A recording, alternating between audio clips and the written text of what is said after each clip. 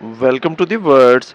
Today we are going to learn some English sentences to speak with the children. So let's start today's lesson. मुझे दो. Give it to me. वापस रख दो. Put it back. मुझे सुनो. Listen to me.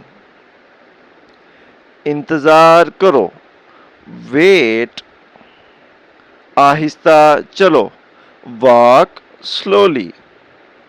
मुझे सुनो. Listen to me. दौड़ो मत. Don't run. ये किसका है? Whose is this? अपना काम करो.